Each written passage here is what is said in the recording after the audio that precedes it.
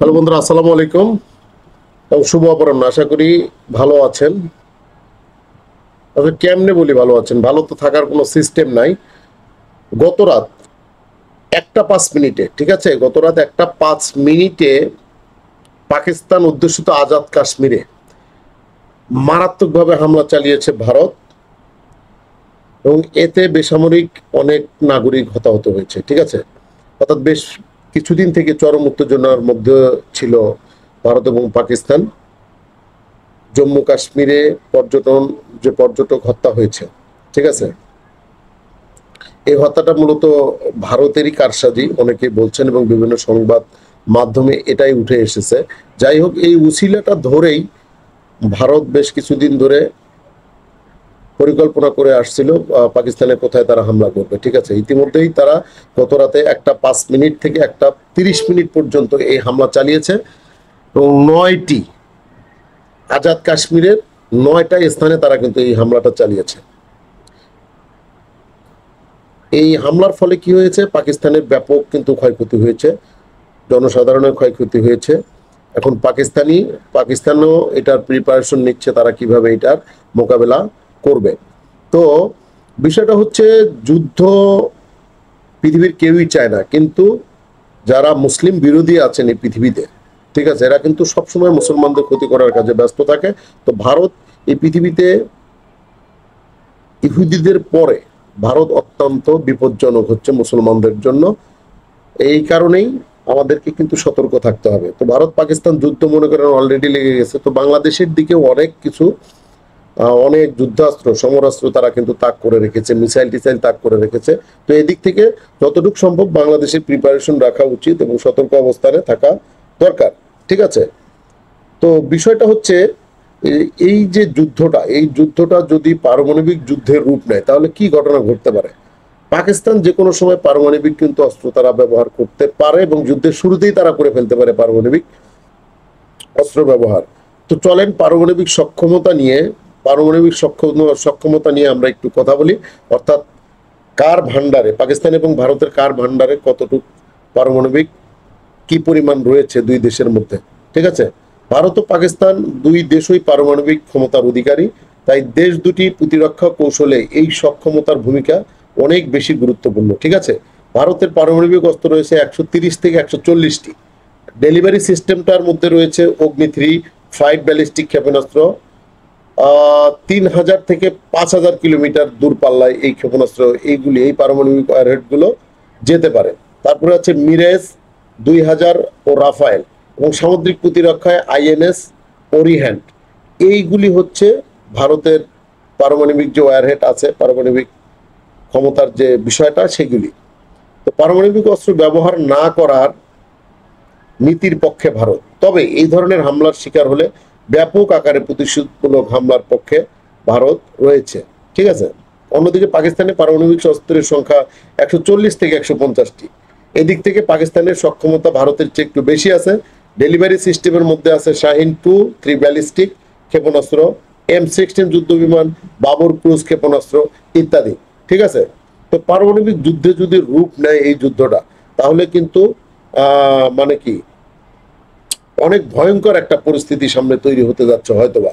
তো পারমাণবিক অস্ত্র ব্যবহারের ক্ষেত্রে পাকিস্তান কিন্তু ফুল স্পেকট্রাম ডিটারেন্স নীতি অনুসরণ করে থাকে।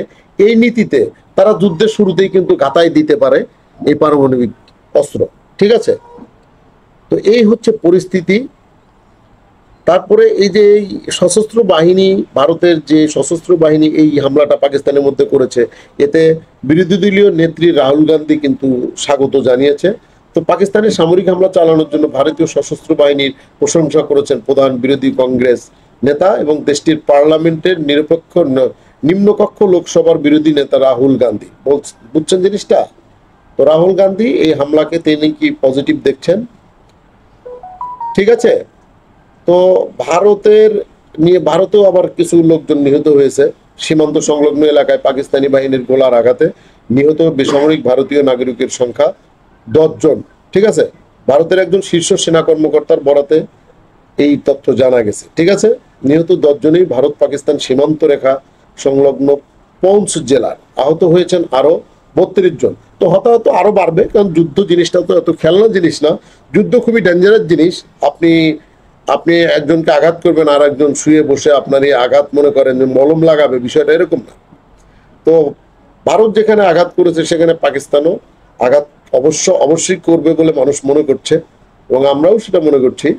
যাই হোক, যুদ্ধ যুদ্ধ খেলা এটা ছিল এতদিন শুধু আলোচনার মাঠে, গোল টেবিলে এবার কিন্তু আকাশে আকাশে ফাইটিং শুরু হয়ে গেছে। ঠিক আছে, তো বি প্রিপেয়ার এভরিবডি প্লিজ। ওকে, এখন চলেন আমি এই 25 মিনিট যে হামলা তারা করলো নীরবে, রাত 1টা 5 মিনিট থেকে 1টা 30 মিনিট পর্যন্ত এই ইন্ডিয়ার লোকজন চুপি সারে রাতের অন্ধকারে গোপনে গোপনে যে হামলা, এটা কিন্তু পাকিস্তানের প্রধানমন্ত্রী শাহবাজ শরীফ বলেছেন যে এটা কাপুরুষের মতো কাজ তারা করেছে, এবং কোনো প্রকার সেনাবাহিনীর কোনো স্থাপনা বা সেনাবাহিনীর উপরে তারা কোনো আক্রমণ করে নাই, আক্রমণ করতে ভয় পেয়েছে।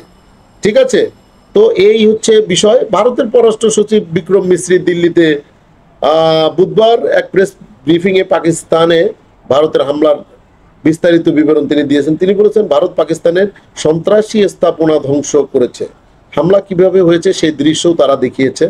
ঠিক আছে, তো ব্রিফিং এ ভারতের পক্ষ থেকে বলা হয়েছে ভারত পাকিস্তান নিয়ন্ত্রিত আজাদ কাশ্মীরের 9টি স্থানে হামলা চালিয়েছে। ঠিক আছে, 25 মিনিট ধরে চালানো হয়েছে এই হামলা। ভারতের স্থানীয় সময় মঙ্গলবার দিবাগত রাত 1টা 5 থেকে 1টা 30 পর্যন্ত এই ধ্বংসযজ্ঞ তারা চালিয়েছে। ওকে, তো এই হচ্ছে বিষয়। এদিকে জরুরি নিরাপত্তা বৈঠক ডেকেছে পাকিস্তানের প্রধানমন্ত্রী শাহবাজ শরীফ। গত 22 এপ্রিল ভারত নিয়ন্ত্রিত কাশ্মীরের পেহেলগামে পর্যটকদের উপর বন্দুকধারীদের হামলায় 26 জনের প্রাণহানির পর ভারত পাকিস্তানের মধ্যে উত্তেজনা চলছিল, এখন পাল্টাপাল্টি হামলায় রূপ নিয়েছে। পেহেলগামে হামলার 15 দিনের মাথায় গতকাল মঙ্গলবার মধ্যরাতের পর পাকিস্তানে হামলা চালিয়েছে ভারত। দেশটি এই অভিযানের নাম দিয়েছে অপারেশন সিঁদুর। তাদের যে চুতিয়া টাইপের নাম, অপারেশন সিঁদুর, অপারেশন কাশি, অপারেশন গয়া, ওকে, অপারেশন ঠাকুর নামেও আবার অপারেশন চালাইতে পারে এই লোকগুলা। যাই হোক, অপারেশন সিঁদুর মিদুর মেরে দিয়েছে। 3টি বিধ্বস্ত যুদ্ধ বিমান বিধ্বস্ত হওয়ার কথা ভারত স্বীকার করেছে। তো ভারতের পক্ষ থেকে সীমান্ত পেরিয়ে পাকিস্তানের ভূখণ্ডে ঢুকে 9টি সন্ত্রাসবাদী অবকাঠামো ধ্বংসের দাবি করার কয়েক ঘন্টা পর যুদ্ধ বিমানগুলো বিধ্বস্ত হয়। এদিকে পাকিস্তান সেনাবাহিনীর একজন মুখপাত্র বলেছেন 5টি ভারতীয় যুদ্ধ বিমান তারা অলরেডি খালাস করে দিয়েছেন, এবং ঠিক আছে, এর মধ্যে ছিল ফ্রান্সের তৈরি রাফাল, একটি রাশিয়ার তৈরি Su-30 এবং অন্যটি MiG-29। Su-30 ও MiG-29 যুদ্ধ বিমান সোভিয়েত আমলের তৈরি, অনেক পুরাতন আমলের। ঠিক আছে, অন্যটি MiG-29। Su-30 ও MiG-29 যুদ্ধ বিমানগুলো অনেক পুরাতন। তো গত 22 এপ্রিল ভারত নিয়ন্ত্রিত কাশ্মীরের পেহেলগামে পর্যটকদের উপর বন্দুকধারীদের হামলায় 5 জনের প্রাণহানির পর ভারত পাকিস্তানের মধ্যে উত্তেজনা ঠিকই চলছিল, এখন তা পাল্টাপাল্টি হামলায় রূপ নিয়েছে। ঠিক আছে, এই পরিস্থিতি আরো দিন দিন ভয়ঙ্কর অবস্থার দিকে যেতে পারে বলে বিশেষজ্ঞরা মনে করছেন। ঠিক আছে, বাট এদিকে ডোনাল্ড ট্রাম্প কিন্তু এটা নিন্দা চরমভাবে জানিয়েছেন যে পাকিস্তানে ভারতের যে বর্বরোচিত হামলা এটা কাপুরুষোচিত। ঠিক আছে, তো যাই হোক, যুদ্ধ কেউই চায় না, শান্তির দরকার আছে, কিন্তু লাগালাগি করতে হবে, কোনো উপায় দেয়ার ইজ নো ওয়ে। ঠিক আছে, এবং এই যুদ্ধটা শেষ পর্যন্ত পারমাণবিক যুদ্ধের রূপ নিতে পারে বলে বিশেষজ্ঞরা আশা করছে। তো বন্ধুরা, ভালো থাকবেন, আপনারাও রেডি থাকেন। দেখা হবে আবার পরবর্তী কোনো অ্যাকশন আলোচনা নিয়ে, আপনাদের সাথে নতুন কোনো বিষয় নিয়ে। সে পর্যন্ত সুস্থ এবং সুন্দর থাকবেন। Make ready yourself for fighting to the enemy. Okay, good luck and happy Wednesday.